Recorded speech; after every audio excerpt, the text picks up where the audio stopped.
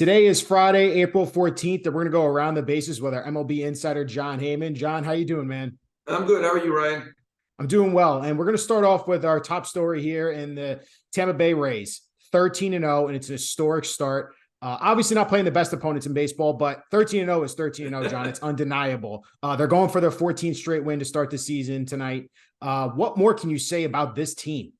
Yeah, it's funny that we call the Red Sox one of those not so great teams that they're playing. You know, they've beaten whoever's on the schedule so far. I mean, it's funny that I'm called upon as a Rays expert every week, and I didn't even have them in the playoffs. So what do I know? I mean, obviously they are terrific. You can't get to 13-0 by happenstance. Now, of course, the last team that did that was the Milwaukee Brewers, and I remember that well. I was in Milwaukee for part of that, covering the Angels.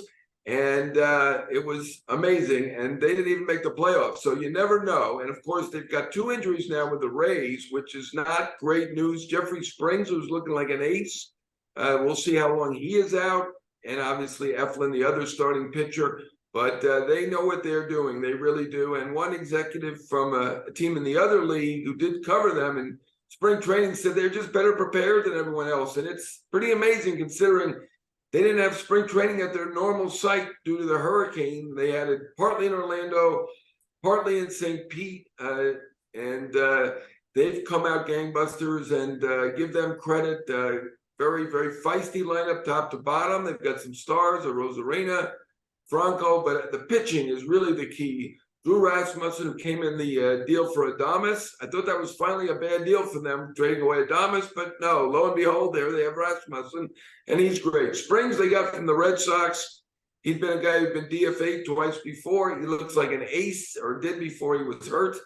Hopefully he's not too hurt, but obviously they got McClanahan, who's a true ace.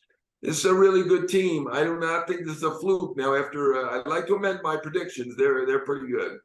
Yeah, you have to look at that lineup as well. Wander Franco, obviously hitting the cover off the ball. Randy Rosarena, Yandy Diaz, Brandon Lowe. They have a very stacked lineup right now too, and they're all clicking on all cylinders. Let's go to our next topic here, Jon. Matt Chapman, third baseman of the Toronto Blue Jays, off to a torrid start. He is batting .489 heading into this Friday. And he's coming off, obviously, a hip surgery. You wrote about him this week and how he's been off to a great start. He is a free agent at the end of the season. What more can you say about possible suitors for Matt Chapman? Yeah, it's the second year after the hip surgery, so he's back to being Matt Chapman, which is a very, very good offensive player. Obviously, we know he's a great defender at third. I'm not going to put him in the Arenado category or Machado, but he is an outstanding all-around player. And, there are about a half dozen very logical suitors, including his incumbent Jays. I think the Cubs make sense, the Dodgers, the Giants. And, of course, I do believe that the two New York teams do make some sense. Now, the Mets fans are going to say, what about Beatty? We've got Beatty. Now, Beatty is a terrific hitter. He's doing fantastic at AAA Syracuse. He's going to be a good major league hitter. There's no question about it. Still got to prove himself as a third baseman. Obviously, Steve Cohen had that deal, the agreement at least, with Carlos Correa. So they were willing to move on and spend $315 million on a third baseman. That didn't pan out. Right now, obviously, Beatty's the heir apparent. I would still say he's likely.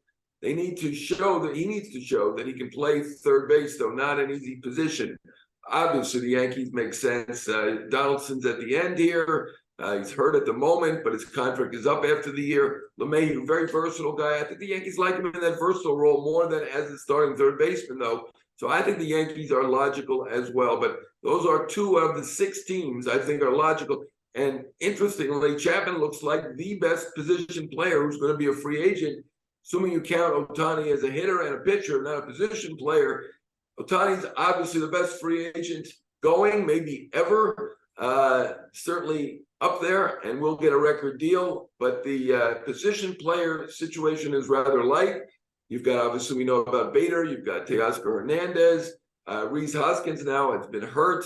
You've got Bellinger, if he does well, with Merrifield, if he does well. There aren't a ton of star position free agents. Matt Chapman is actually the best of the positional free agents. So he's going to do quite well, especially the way he's going right now. Yeah, it'll definitely be interesting to see how his market develops this offseason with Matt Chapman. And you mentioned Shohei Ohtani. I wanted to go to our next topic there. Obviously, like you said, the biggest free agent probably in the history of baseball. He's already off to a great start, pitching to a 2-0 record, has a .47 ERA, batting 300. He's just making more and more of a case of just how much of a freak he is and just how amazing he's been. What more can you say about this possible Ohtani sweepstakes and the suitors that are going to be going after him with this record deal that he's supposedly supposed to sign?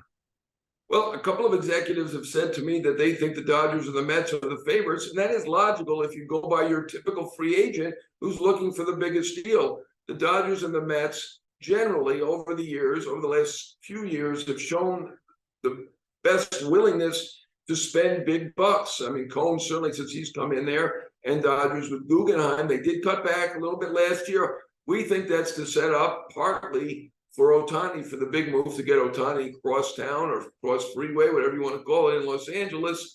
I do think the Dodgers are one of the favorites. I do think the Mets are very interested. Why wouldn't they be? They definitely have the wherewithal. I get it. Steve Cohen wants to spend to win. Makes perfect sense. I'm not sure I'm ready to say the Mets are one of the favorites because last time, and again, we're just reading tea leaves here, the last time Ohtani was out there, he had a chance to go anywhere, and 7 finalists, 5 were on the West Coast. The 2 that weren't were the Cubs and the Rangers in the Central Time Zone. Nobody on the East Coast, and he did get word to the Yankees. He really couldn't see himself in New York. Now, that was 5+ years ago. His handlers, of course, are saying now, if you talk to them, he's open to anything. That's a long time ago. He's been around the leagues. He knows it a little bit better now. Obviously, they want the Mets and the Yankees involved here. And maybe they will be. I do think they will be. Whether they're serious contenders or not, I don't know. I think it's those folks, a lot of the baseball executives, claiming the Mets are going to be a favorite because they have the money. To me, Ohtani looks like a guy who's more interested in winning and comfort. I think he gets winning with the Mets. Does he get comfort? That's a question. I'm not so sure. If he was really interested in the money, he would have waited a couple of years and come over as a free agent originally. He's been working for a fraction of his worth for the first 5+ years, will be 6 years by the time this deal's up. So I'm not sure if it's about the money. If it's about the money, yeah, I would name the Mets a favorite too.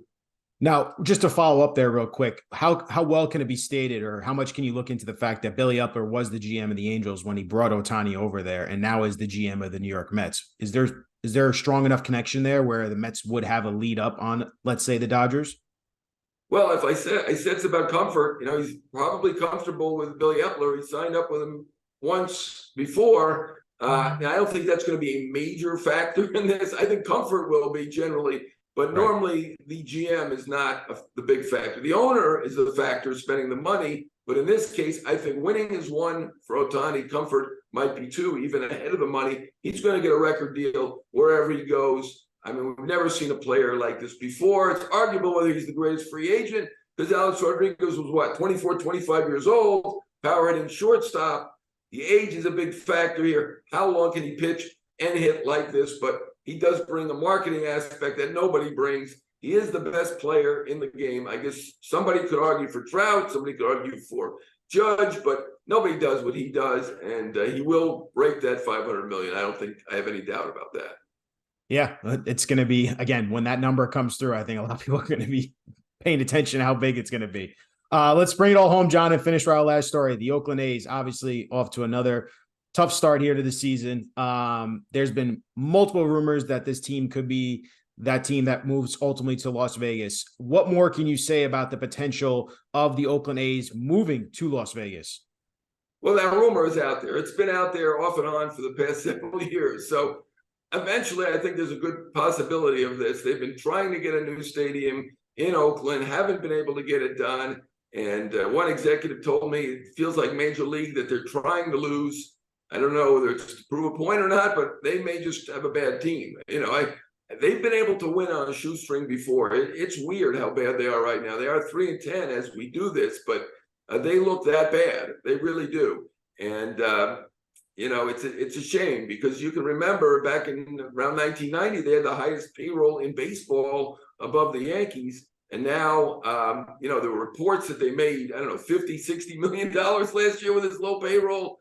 I think those are incorrect. We had Rob Manfred on our podcast with Joel Sherman. And he said that it was anything like that. Sounded like they even lost money. I don't know. I don't know the situation, but in any case, the situation overall not good in Oakland. Right. They got to figure it out. Either need a new stadium or they need to move to Las Vegas. I've been told it's not imminent to Las Vegas, despite the rumors, and I think that's sad. At this point, something needs to be imminent, whether it's a stadium or Las Vegas. They got to be able to figure it out. Yeah, one of the biggest things you're going to notice, obviously, Friday is going to start a series with the New York Mets. You're going to notice the crowds are not filling up that stadium. Like you said, hopefully something will happen, whether it be a new stadium or a team in Vegas, which I think a lot of fans will be excited to see. Jon, thank you so much for going around the base with us, man. Appreciate you as always. All right, Ryan. Good talking to you.